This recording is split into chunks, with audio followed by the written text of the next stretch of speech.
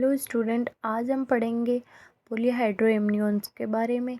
इससे पहले हमने एमनियोटिक फ्लूइड के बारे में पढ़ा था, तो इससे कंटिन्यूस में अपन पढ़ रहे हैं आज पॉलीहाइड्रोएमनियंस की। क्योंकि एमनियोटिक फ्लूइड में एमनियोटिक फ्लूइड इंडेक्स होती है, वो नॉर्मली कितनी होती है 5 to 25। तो यदि ये 5 से नहीं 25 से ज़्यादा है AFI, तो हम उसको बोलेंगे पॉलीहाइड्रोएमनियंस। एंड जो एमनियोटिक फ्लूइड के बारे में हमने पढ़ा था, ये नॉर्मली एट द टर्म कितना होता है 1 लीटर होता है। यदि ये 2000 ml से ज़्यादा हो जाएगा तो हम इसको क्या बोलेंगे कि ये क्या है, पॉलीहाइड्रोएमनियंस है। ठीक है, तो आज हम उसके बारे में पढ़ेंगे। नॉर्मल वैल्यू आपने पढ़ी थी पूरी, ये इसे नहीं है कि ये टर्म है कि जब गेस्टेशन एज से लेके टर्म तक इसकी जो वॉल्यूम होती है वो कितनी होती है 200 से 1000 ml। तो इसके बाद में अपन पढ़ रहे हैं कि यदि ये वॉल्यूम बढ़ के 2000 ml या 2 लीटर हो जाए at any time during pregnancy के किसी भी टाइम पर ये इतनी हो जाए तो उसको अपन क्या बोलेंगे, पॉलीहाइड्रोएमनियंस बोलेंगे। और AFI के बाद में आप बारे में अपन ने बात की थी कि ये 5 to 25 सेंटीमीटर नॉर्मल होता है। मोर देन 25 हो गया तो ये क्या बोलेंगे, पॉलीहाइड्रोएमनियंस है।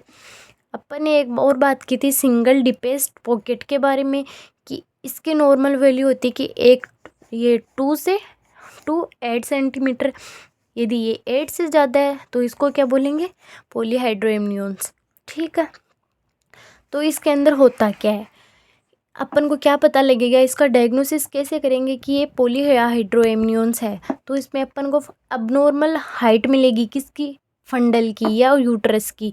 यूट्रस जो है वो बहुत बड़ा, क्योंकि बड़ा क्यों हो जाएगा, क्योंकि इसमें एमनियोटिक फ्लूइड ज़्यादा है। तो अबनॉर्मल फंडल हाइट मिलेगी more than expected according to gestation age. And stable fetal lie, क्योंकि ये क्या है, ये एमनियोटिक फ्लूइड बहुत ज़्यादा है। ठीक है, इसमें ये बेबी है, इसकी लाई है, लाई मतलब ये फीटल, इसमें कौन सी प्रेजेंटेशन लाई जो भी है ये क्या करेगा, ये इसके अंदर बहुत है तो ये फ्लोटिंग करेगा कि अभी इधर कभी इधर कभी इधर कभी इधर के इधर। इसलिए इसमें ना जो इसकी प्रेजेंटेशन लाई है ना वो क्या होगी, अनस्टेबल होगी। तो अपन डायग्नोसिस के तौर पर बोल सकते हैं कि इसमें क्या है, पॉलीहाइड्रोएमनियंस है। अब इसको हम कैटेगरी में बांटेंगे अलग अलग according to AFI and single deepest pocket यानी SDP के अकॉर्डिंग इसको कैटेगरी में बांटेंगे या फिर इसके एरिया डिसाइड करेंगे। तो वो है, देखेंगे कि जो mild moderate and severe AFI कितना बताया था अपन ने, नॉर्मली 5 से 25 है, ये 2 to 8 है। ठीक है, यदि ये 25 से 30 सेंटीमीटर चला जाए तो इसको अपन बोलेंगे कि माइल्ड पॉलीहाइड्रोएमनियंस है। यदि ये 30 से 35 सेंटीमीटर चला जाएगा तो अपन बोलेंगे कि ये मॉडरेट है। एंड ये 35 से भी ज़्यादा चला जाएगा तो अपन क्या बोलेंगे कि ये क्या है, सीवियर है। और SDP की बात करें तो ये 8 to 10 सेंटीमीटर चला गया तो ये माइल्ड में आ जाएगा। 12 to 15 चला गया तो ये मॉडरेट में, एंड सीवियर में मोर देन 15 सेंटीमीटर में इसको बोलेंगे। हम बात कर रहे हैं कि पॉलीहाइड्रोएमनियंस, इसमें क्या होता है, इसमें एक्सेसिव अकुमुलेशन ऑफ लिक्वायर एमिनी किसको बोला जाता है, एमनियोटिक फ्लूइड को ही बोला जाता है। इससे क्या होता है जो पेशेंट है या जो क्लाइंट है या जो प्रेग्नेंट लेडी है या जो भी प्रेग्नेंट है वो क्या होगी, डिस्कम्फर्ट होगी। और उसमें क्या होगा, इसमें प्रेजेंटेशन एंड जो फिटस की लाई है वो क्या मिलेगी अपन को, ये अपन अनस्टेबल देखने को मिलेगी। इसके बाद में अपन बात करते हैं कि फिटल, इसके कोज क्या क्या होते हैं, किसके कोज बता रहे हैं अपन, क्या बात कर रहे हैं कि पॉलीहाइड्रोएमनियंस है, उसके कोज क्या क्या होते हैं। तो इसके मेटरनल कोज भी होते हैं, फीटल कोज होते हैं एंड कुछ अलग कोज होते हैं। तो उनकी बात करते हैं तो फीटल कोज में सबसे पहले फीटल कोज है वो 20% होते हैं, ये बात फीटल कोज में क्या है, मल्टीपल प्रेगनेंसी है। मल्टीपल प्रेगनेंसी का मतलब क्या है कि ट्विन प्रेगनेंसी है ना। तो इसमें बच्चे 2 है, तो 2 क्या करेंगे, ये ज़्यादा यूरिन आउटपुट करेंगे। ज़्यादा यूरिन आउटपुट देंगे तो क्या होगा, यूरिन आउटपुट ही तो सबसे ज़्यादा कंट्रीब्यूट कर रहा था एमनियोटिक फ्लूइड को बनाने के लिए। तो उससे क्या होगा, एमनियोटिक फ्लूइड ज़्यादा होगा, उससे क्या होगा, जो पॉलीहाइड्रोएमनियंस है वो हो जाएगा। फिर दूसरा है कंजेनिटल डिफॉर्मिटी, जैसे एनटीडी, एनसिफेली या स्पाइना बाइफिटा या माइक्रोसिफेली।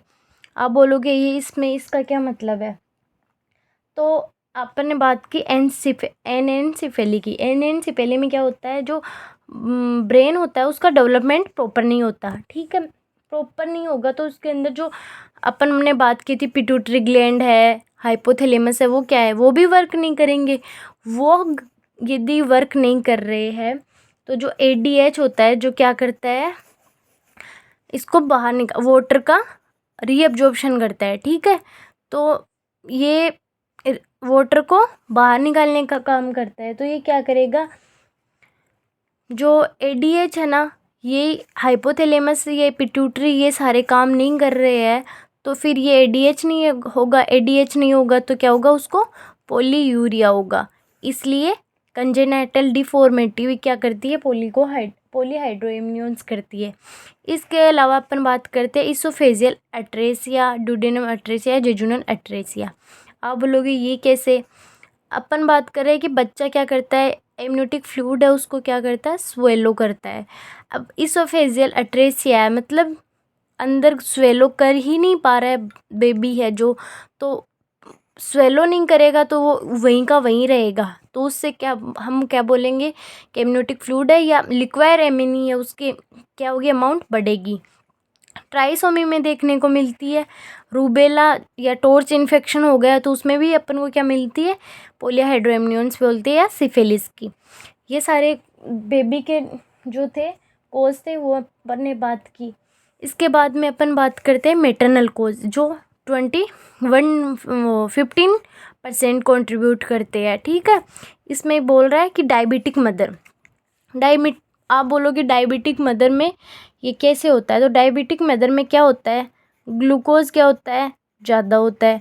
यदि इसमें ग्लूकोज ज़्यादा है तो बच्चे में भी ग्लूकोज ज़्यादा जाएगा, क्योंकि वो माँ के थ्रू लेता है। यदि ये ग्लूकोज जाएगा तो उसको क्या होगा, जिसमें ग्लूकोज ज़्यादा होता है वो क्या होता है, उसमें क्या होता है, पॉलीयूरिया होता है। पॉलीयूरिया होगा तो क्या होगा, पॉलीहाइड्रोएमनियंस होगा, क्योंकि एमनियोटिक फ्लूइड बढ़ जाएगा। तो डायबिटिक मदर है उसमें क्या होता है, पॉलीहाइड्रोएमनियंस होता है। उसके बाद में अपन बात करते हैं कि RH इनकॉम्पेबिलिटी। RH इनकॉम्पेबिलिटी में आप बोलोगे ये कैसे होता है, वही वाली बात है कि वो मदर नेगेटिव होती है, बच्चा पॉजिटिव होता है, वो दोनों एक दूसरे को कोऑर्डिनेट नहीं कर पाते हैं। उसका जो किडनी है वो प्रॉपर वर्क नहीं करेगी तो वो क्या होगा, पॉलीहाइड्रोएमनियंस। इसके बाद में अपन बात करें कार्डियक अबनॉर्मलिटी या रीनल प्रॉब्लम, क्योंकि कार्डियक अबनॉर्मलिटी का क्या मतलब है, कार्डियक अपना ब्लड पंपिंग है या फिर जो सप्लाई है वो प्रॉपर नहीं करेगा तो वो रहेगी तो वहीं की वहीं ना, तो उससे भी पॉलीहाइड्रोएमनियंस होगा। या रीनल प्रॉब्लम आप समझ ही गए होंगे। प्लेसेंटा अपन ने बात की थी कि प्लेसेंटा भी कुछ ना कुछ क्या करता है, ये बनाता है एमनियोटिक फ्लूइड कुछ मात्रा में। तो यदि प्लेसेंटा की ट्यूमर हो गई, जिसको क्या बोलता है, कोरियोनजिमो, ठीक है, तो उससे भी अपन को क्या मिल सकता है, पॉलीहाइड्रोएमनियंस। या फिर सर्कमवेलेट प्लेसेंटा होता है, उसमें भी अपन को मिल सकता है, ये ज़रूरी नहीं है, रेयर चांस में होता है। आइडियोपैथिक 55% होता है, क्योंकि इसका कभी कोई किसी चीज़ का अपन बता नहीं सकते। आगे हम बात करते हैं कॉम्प्लिकेशन ऑफ पॉलीहाइड्रोएमनियंस। पॉलीहाइड्रोएमनियंस से बहुत सारे कॉम्प्लिकेशन होते हैं। क्या क्या कॉम्प्लिकेशन होते हैं, तो फर्स्टली अपन बात करते हैं pre mature rupture of membrane या प्रोम। तो ये कैसे होगा आप बोलोगे, यदि उसके यूट्रस में बहुत ज़्यादा ये है, लिक्वायर एमिनी या एमनियोटिक फ्लूइड है, तो वो अब इस प्रेशर को झेल ही नहीं पाएगा। तो वो जो मेम्ब्रेन है वो क्या होगी, प्री मैच्योर रप्चर हो जाएगी। प्री मैच्योर रप्चर होगी तो प्री टर्म क्या होगी, डिलीवरी होगी। प्री टर्म डिलीवरी होगी तो बच्चा क्या करेगा, कुछ नहीं करेगा। बच्चा बहुत उसकी ग्रोथ नहीं हो पाएगी, वो सर्वाइव की नहीं, मतलब उसको बहुत आगे जाके और कॉम्प्लिकेशन देखने को मिलेंगे। अगला है अब्रूप्सियो प्लेसेंटा। ये क्यों होगा, क्योंकि इसमें यही देखो, ये बहुत ज़्यादा मतलब एमनियोटिक फ्लूइड है, इसमें प्रेशर लगाएगा। ये किस पे लगाएगा, प्लेसेंटा पे लगाए। तो प्लेसेंटा क्या करेगा, ये अपने टाइम से पहले ही क्या होगा, सेपरेशन हो जाएगा। टाइम से पहले प्लेसेंटा का सेपरेशन होना ही अपन क्या बोलते हैं, अब्रूप्सियो प्लेसेंटा। ये एक अलग से टॉपिक पढ़ाऊंगी मैं आपको डिटेल में, ये इसके कॉम्प्लिकेशन है। फिर है सब इन्वोल्यूशन ऑफ यूट्रस। अब यूट्रस का क्या नहीं हो पाएगा, सब इन्वोल्यूशन नहीं हो पाएगा। क्यों नहीं हो पाएगा, क्योंकि ये टाइम से पहले इसमें ये बचेगा नहीं। तो chance of PPH because uterus is stage. मैं बताती हूँ, क्योंकि देखना ये वही बात है, इसमें ये है, इसमें मतलब बहुत दिनों से यूट्रस क्या स्टेज था, तो ये इस अपने टाइम पे अपनी जगह पे आने पे में इसमें को टाइम लगेगा। टाइम क्या लगेगा, वापस आ ही नहीं पाएगा। तो ये क्या रहेगा, स्टेज रहेगा। तो इससे क्या हो जाएगी, ब्लीडिंग होगी। तो उसको अपन ने बोल दिया पीपीएच। ठीक है। माल प्रेजेंटेशन अपन ने बात की थी, क्योंकि वो उसकी ना लाई ना प्रेजेंटेशन, ये सब हो जाएगा।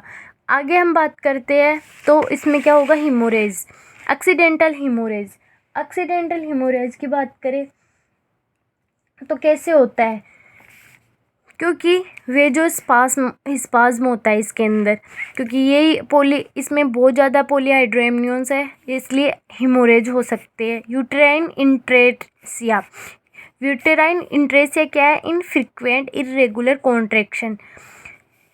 तो क्या होगा, ये कॉन्ट्रैक्शन प्री मैच्योर रप्चर हो जाएगी। तो वो ये तो है नहीं, इसमें जो वो होनी चाहिए, इसमें कॉन्ट्रैक्शन होने चाहिए, वो प्रॉपर हो रहे, वो नहीं होंगे। इस कारण ये क्या हो जाएगा, ये यूटेराइन में क्या होता है, जो यूटेराइन है उसके इरेगुलर कॉन्ट्रैक्शन होते हैं, और इस कारण या तो ये पहले सेपरेशन हो जाएगा प्लेसेंटा का, या फिर ये कॉन्ट्रैक्शन प्रॉपर नहीं होने के कारण भी रिटेंट ये प्लेसेंटा है वो अंदर ही बना रहेगा।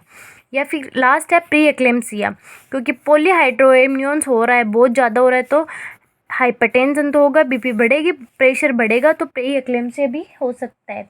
इसके अलावा अपन बात करें तो शॉक में पेशेंट है वो शॉक में भी जा सकता है। एंड ये इसके थे क्या कॉम्प्लिकेशन। आई होप आपको समझ में आए होंगे। अब अपन मैनेजमेंट की बात करते हैं, तो मैनेजमेंट में इसमें ड्रग ऑफ चॉइस होते हैं एंडोमिथासिन एक प्रकार की NASID ड्रग है, ठीक है। एंडोमिथासिन देते हैं, बट देते नहीं, ये ड्रग है इसको देते नहीं है। क्यों नहीं देते, क्योंकि ये क्या करती है, ये डक्टस आर्टियोसिस होता है जो बेबी के सर्कुलेशन कराता है जब वो फीटस में होता है या यूटेराइन के अंदर होता है। तो ये डक्टर आर्टियोसिस को पहले ही क्लोज करवा देता है, तो उसका ब्लड सप्लाई प्रॉपर या सर्कुलेशन प्रॉपर नहीं हो पाता, इसलिए अपन एंडोमिथासिन नहीं देते, क्योंकि इसका ये साइड इफ़ेक्ट होता है। इससे क्या होगा, डक्टस आर्टियोसिस होगा, जिससे क्या होगा, रीनल डैमेज हो सकती है। So not preferred method of management. ठीक है, थैंक यू। अगले वीडियो में हम आगे नया टॉपिक पढ़ेंगे।